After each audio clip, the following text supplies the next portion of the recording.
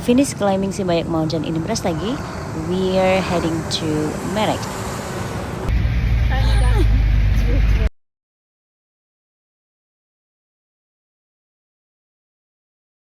We stay overnight in Sapujuma, and then in the morning we enjoy the Toba Lake view.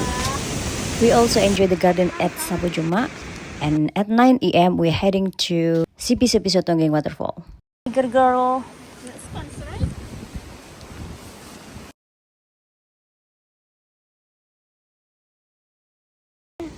And step.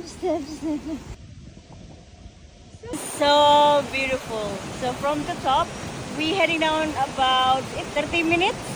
Let's enjoy here.